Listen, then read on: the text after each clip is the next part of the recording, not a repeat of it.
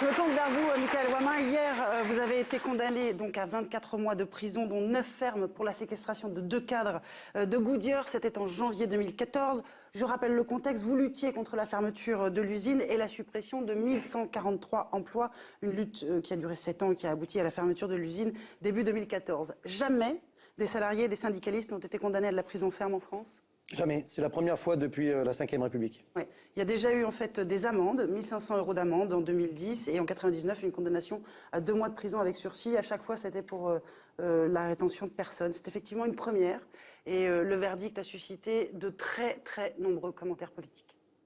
Ils vont aller derrière les barreaux, dans une cellule, juste parce que ils ont participé à une action pour défendre leur emploi. C'est absolument insoutenable, ça soulève le cœur de dégoût. Je peux comme vous constater que c'est une condamnation très lourde. C'est pourquoi j'ai tenu à exprimer à la fois ma solidarité mais aussi mon émotion.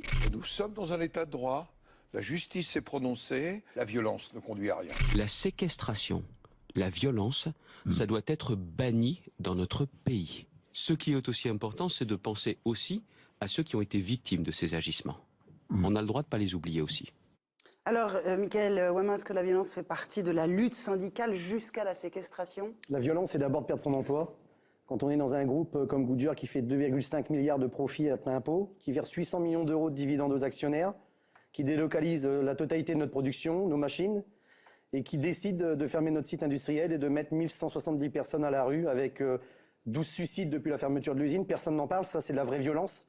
Des divorces, des ventes de maisons, des enfants qui sont désœuvrés complètement parce que le papa a perdu son emploi. Moi, je pense que la violence, aujourd'hui, c'est celle-ci. Notre rôle à nous, en tant que syndicalistes, ça a été le suivant, c'est quand les salariés ont appris qu'ils ne pouvaient plus se battre pour garder leur emploi, ils sont arrivés dans une salle, ils ont convoqué 2 personnes de la direction. Je trouve que c'était ces 2 personnes-là. Quand moi, je suis arrivé dans la salle, il y avait déjà 300-400 personnes qui étaient vraiment très en colère. Et mon rôle, il était simple, c'était d'essayer de maintenir un calme et de faire en sorte qu'il n'y ait pas d'atteinte physique qui soit portée à ces 2 personnes, ce qui a été Ça aurait pu arriver ?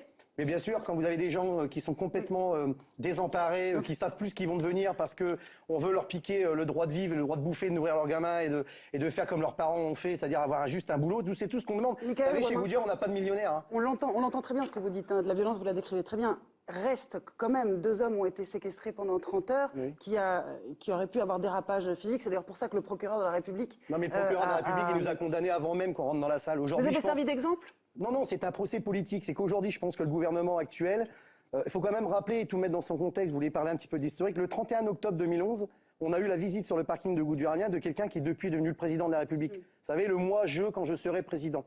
Aujourd'hui, il fait pire que ce qui avait été fait avant, alors que quand on a voté pour lui, on s'est dit on va enfin se débarrasser de ce qui s'était passé avant pour essayer d'avoir mieux. Non seulement notre usine est fermée, et en plus maintenant on va aller en tôle. On va aller en tôle parce qu'on a tenu tête à une multinationale puissante, et qu'aujourd'hui, moi je continue avec d'autres camarades de la CGT de dire que ce que le gouvernement est en train de faire, c'est une catastrophe sans nom.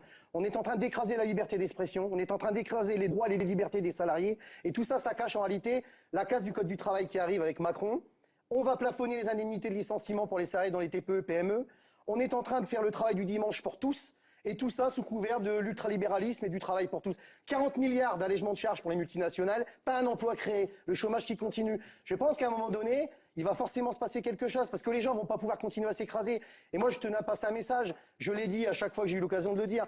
Je demande aux gens d'arrêter d'exprimer leur colère dans les urnes, en votant Front National. La colère doit s'exprimer dans la rue, de tout temps. Il y a eu 36, il y a eu 69. Il s'est passé un certain nombre de choses. Les gens sont descendus dans la rue. C'est pas François Hollande qui va changer les choses. C'est à nous maintenant de reprendre le pouvoir. Quand on a voté pour lui, on a essayé de faire en sorte que ce soit moins pire que ce qu'il y avait avant. Moi, je faisais partie de ceux qui n'ont pas voté pour Hollande, qui ont voté contre Sarko. Je pense qu'on était nombreux comme ça. On est tous les cocus dans l'affaire, sincèrement, aujourd'hui. Et moi, je suis doublement cocu. J'ai perdu mon boulot et je me retrouve en tôle. Augustin. Ça veut dire que si c'était à refaire, vous referiez exactement la même chose. Si c'était à refaire, je ferais exactement la même chose. Il n'y a qu'une chose que je ferais pas, c'est que je me battrais pour que ce mec-là soit pas élu président de la République parce qu'il a trahi tout le monde, il a menti. Je pense que c'est certainement l'acteur le mieux payé aujourd'hui en France. C'est un mec qui est capable de se mettre dans la peau. Moi, il m'aurait fait chialer quand il est venu sur le parking de l'usine. Faites-moi confiance, monsieur Wamma. Il y a des vidéos qui circulent sur Internet dans lesquelles on le voit où il s'adresse directement à moi. Moi, j'ai posé une question simple à François Hollande quand il est venu à Amiens. C'est est-ce que vous feriez comme Lionel Jospin qui avait dit au mec de l'U, L'État ne peut pas tout. Il m'a dit, mais non, mais moi je peux tout.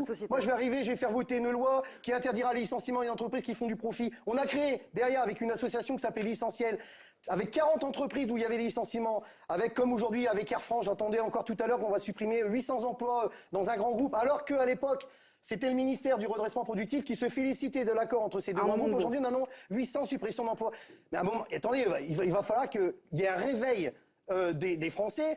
Et moi, ce qui m'attriste dans tout ça, la seule chose que j'ai fait, c'est que j'ai été le porte-parole de gens qui souffraient, qui souffrent encore et qui aujourd'hui sont en train de crever. Parce que pendant qu'on parle de nos peines de prison, on ne parle pas des 800 mecs qui sont arrivés au Pôle emploi, qui ne retrouvent pas de boulot, dans une région complètement sinistrée où il y a le Continental qui a fermé, le RSA, la misère sociale, etc. Donc ça, effectivement, c'est un vrai problème de fond. Fred, je vous vois acquiescer. Non, bah, Ou écoutez, je ne sais pas. Je me dis, la réalité, c'est ça, parce que nous, notre métier, c'est de faire rigoler les gens ou de les divertir, mais malheureusement, pendant ce temps-là... beaucoup, hein.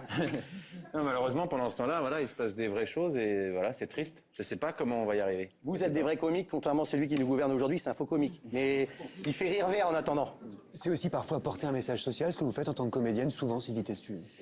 Oui, enfin, en tout cas, c'est avoir une sensibilité à ça. Enfin, c'est très touchant parce qu'on se dit, finalement, il faut quand même qu'on remette en question les choses. C'est pas normal que, je sens comme il est en colère, comme il est, et c'est quelqu'un qui a perdu son travail. Et c'est vrai que quand on n'est pas entendu, la haine, oui, vous avez raison. On peut pas enfermer les gens, mais en même temps, comment on fait quand le dialogue est rompu? Comment on fait quand sa vie s'écroule alors qu'on y croyait? Comment on fait? On a l'impression aujourd'hui que c'est aux citoyens de régler les problèmes. Et puis surtout qu'on a été médiateur pendant ces 30 heures. C'est-à-dire que nous, quand j'ai appris que les forces de l'ordre venaient chercher ces deux personnes, c'est ce que j'ai dit à la barre au tribunal, mais de toute façon, j'aurais pu m'exprimer pendant 150 heures. Là, on n'avait rien à foutre, j'ai été condamné d'avance parce que c'est une décision politique. C'est pour ça que vous nous parlez de politique. Mais non, mais attendez, je suis effondré. On fait partie d'une génération.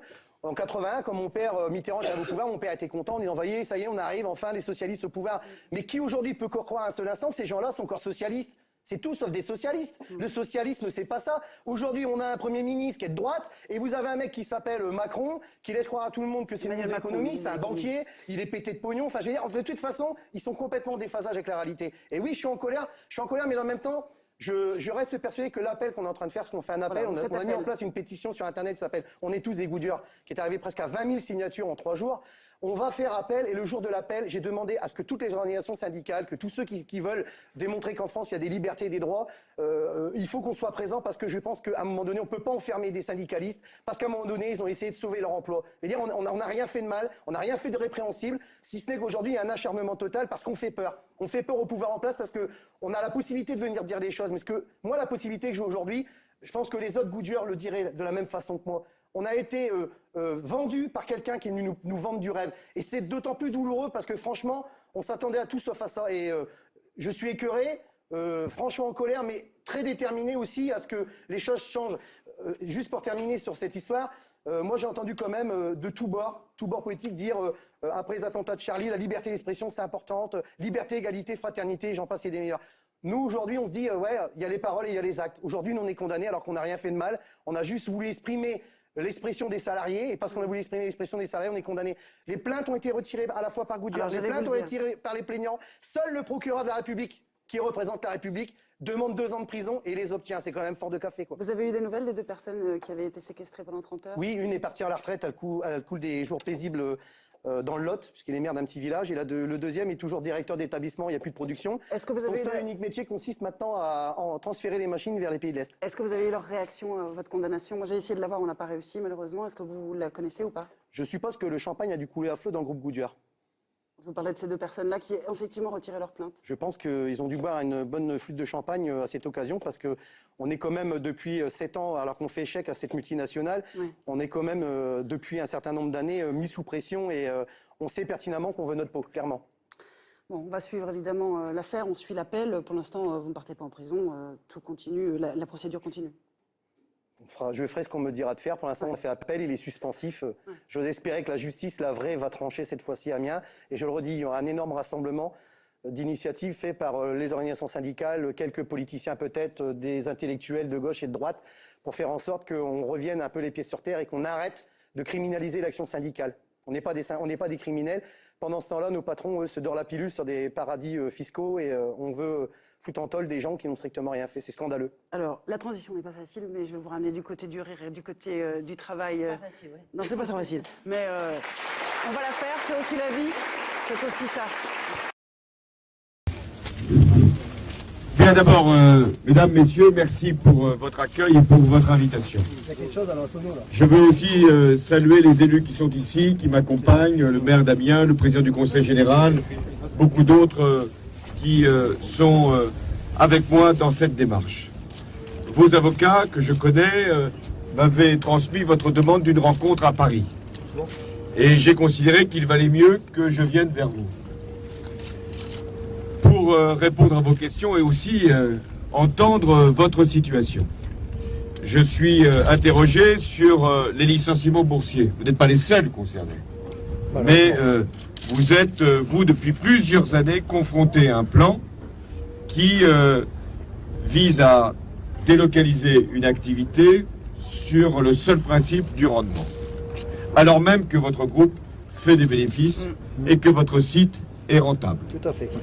Vous avez engagé une procédure devant les tribunaux qui a abouti, pour des raisons de forme, mais qui a abouti, et qui a permis donc de suspendre l'opération qui était prévue. Mais vous avez toujours la même épée de Damoclès sur votre tête. Moi, je ne suis pas comme d'autres, vous allez le reconnaître assez facilement, qui vient devant les travailleurs dans leur usine et qui leur promet ce qu'il n'est pas capable de tenir après. Donc, ce que je dois dire doit être aussi ce que je tiendrai. Il faut que face à ces situations où il y a des plans sociaux, des licenciements, dont la seule justification est le rendement d'un cours boursier, il faut que la jurisprudence qui maintenant s'est établie puisse être traduite en forme de loi pour que vous puissiez, là, non pas empêcher des licenciements, nous ne les empêcherons jamais dans les entreprises qui connaissent des pertes ou qui connaissent, hélas, des diminutions de charges ou d'activité. Mais là où il y a la recherche d'un licenciement pour un seul but boursier, il faut qu'il y ait la saisine d'un tribunal qui puisse suspendre ce plan et obliger l'entreprise, obliger le groupe à revenir dans la négociation et dans la discussion avec les salariés. L'État peut fixer les règles. Ensuite, il faut aussi que les partenaires sociaux, vous, puissiez jouer votre rôle dans une négociation et puissiez empêcher ou en tout cas prévenir ce type de délocalisation. Il faut aussi, lorsqu'on a affaire à un grand groupe, parce que vous êtes ici dans une entreprise qui appartient à un grand groupe, qui a plusieurs sites en France, et donc qui a intérêt aussi à pouvoir rester en France sur un certain nombre de ses activités, il faut que l'État puisse, là aussi, faire pression sur ces groupes, sur votre groupe, pour qu'il n'y ait pas de mise en cause de l'emploi ici à Amiens. Venait à mettre son projet en place, c'est toutes les petites entreprises de la zone industrielle, mais au-delà, qui viendraient à fermer et à être délocalisées. J'ai une autre question à vous poser. Le 30 novembre 2011, Monsieur Hollande, jour de la date butoir fixée par Goodyear pour la réponse donnée au groupe Titan, les salariés du groupe Goodyear et bien d'autres seront devant le siège de ce groupe Goodyear Dunlop Tire France à Rueil-Malmaison. Serez-vous à nos côtés? Parce que nous souhaitons que vous soyez à nos côtés, mais aussi plus largement tous les élus de gauche d'Amiens qui soient à nos côtés. Ça, c'est très important. Alors, je ne peux pas m'engager pour les élus, mais enfin, j'imagine qu'ils seront de votre côté avec le sens de responsabilité. Parce que je crois que chacun ici, quelle que soit sa place, que vous soyez syndicaliste ou que nous soyons élus, nous avons le sens de nos responsabilités. Il s'agit de l'emploi. Il s'agit d'un site industriel, il s'agit d'une technologie. Nous voulons être dans une situation où nous travaillons pour le bien commun. Alors, si je peux me joindre à vous, je le ferai. Je préférerais le faire comme candidat à l'élection présidentielle. Je ne peux pas vous dire d'autres mots pour vous encourager et je ne veux pas non plus utiliser votre situation à des fins personnelles. Vous ferez ce que vous voudrez par rapport à l'enjeu là de dimanche. Vous pouvez y participer, vous pouvez ne pas y participer, c'est votre droit. Mais si je suis dans la situation où je représenterai le Parti Socialiste dans l'élection présidentielle, compte tenu de ma présence ici, je serai à vos côtés et j'aurai à ce moment-là un autre devoir. Mais là, je ne parlerai pas comme un candidat simplement à la candidature, un autre devoir de parler comme un possible président. Et donc avoir là aussi une parole qui puisse peser sur les instances de votre groupe et éventuellement sur le tribunal, même si le tribunal doit traiter le droit et non pas simplement les intentions des uns ou des autres. Mais je voulais vous dire que ce dialogue-là, il faut que nous le poursuivions, quoi qu'il arrive. Et que vous ayez le sentiment d'avoir des élus en face de vous qui comprennent et en même temps qui engagent leurs paroles. Il n'y a rien de pire que de promettre ce qu'on n'est pas capable de tenir. Et vous m'en voudriez demain si je vous avais fait, là aussi, des illusions et des incantations. Et en même temps, il faut que nous puissions vous donner des garanties que si ça change, et ça doit changer, au mois de mai prochain, vous puissiez être dans un rapport de force différent pour défendre votre emploi et votre activité. Je vais aussi vous dire que vous ne défendez pas que votre emploi et votre activité. Vous défendez aussi un site industriel. Vous défendez aussi un savoir-faire. Vous défendez aussi une production. Et il est très important que les élus ici soient à vos côtés parce qu'ils sont solidaires de votre combat et que vous êtes solidaires des intérêts de votre bassin d'emploi. Et alors nous avons aussi à travailler sur les industries de demain, à faire qu'il y ait des investissements sur ce site. Parce que s'il n'y a pas d'investissement, c'est aussi un autre risque que vous courez. C'est que si l'outil de travail n'est pas modernisé, après on vous dira, cette fois-ci votre entreprise ne fait pas de bénéfices et il faut la fermer. Donc on a aussi le devoir d'encourager l'investissement, la modernisation, de prévoir, compris les technologies du futur pour ce qui vous concerne pour l'automobile. Et donc je veux aussi travailler dans cette perspective. Merci en tout cas de votre écoute. Merci de votre mobilisation. Je sais qu'à côté d'un homme, ils ont aussi débrayé, mais pour une autre raison. Ils ont accepté ce que nous n'avons pas accepté, mais pour autant, ils sont dans la misère. Voilà, je sais aussi que bon, c'est pas facile quand on est sous la pression.